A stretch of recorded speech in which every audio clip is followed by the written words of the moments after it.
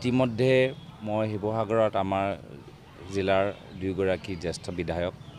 মাননীয় দেৱব্ৰত শইকীয়া ডাঙৰীয়া মাননীয় অখিল গগৈ ডাঙৰীয়াৰ লগত আছোঁ আৰু এইটো সামূহিক জয় সকলৰ অসমৰ জনসাধাৰণৰ আমাৰ বিৰোধী ঐক্য মঞ্চৰ কংগ্ৰেছ দলৰ আৰু এই ক্ষেত্ৰত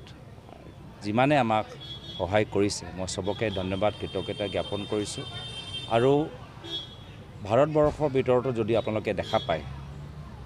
এই বাৰ্তা আজি সমগ্ৰ ভাৰতবৰ্ষৰ ৰাইজে দিছে অহংকাৰৰ পৰাজয় লোকতন্ত্ৰৰ জয় আৰু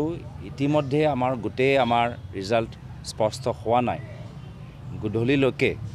ইণ্ডিয়া এলায়েন্সৰ চৰকাৰো হোৱা সম্ভাৱনা আছে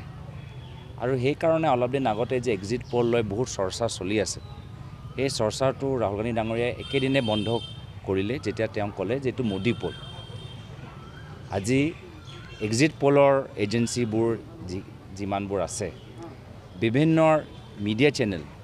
যিসকলে নিৰপেক্ষ ভূমিকা গ্ৰহণ কৰা নাই তেওঁলোককো পুনৰবাৰ আত্মবিশ্লেষণ কৰা সময়টো আহিল মোৰ ফালৰ পৰা মই ইমানে ক'বলৈ বিচাৰোঁ যে প্ৰায় ডেৰ মাহ প্ৰায় দুই মাহ পৰা মই ৰাইজৰ মাজত এজন প্ৰতিনিধি হিচাপে আছোঁ মই কাম কৰিবলৈ পৰা নাই ৰাইজৰ সেৱা কৰিব পৰা নাই আশা কৰোঁ যে অহা কাইলৈৰ পৰা ৰাইজে যি আশীৰ্বাদ আমাক প্ৰদান কৰিছে সেই আশীৰ্বাদৰ বিনিময়ত আমি য'ত অঞ্চলত গৈছোঁ য'ত ৰাইজৰ বহুত সমস্যাবোৰ আছে সেই সমস্যাবোৰ দূৰ কৰিবলৈ কাইলৈৰ পৰা আমি কামত লাগিবলৈ আমাৰ চেষ্টা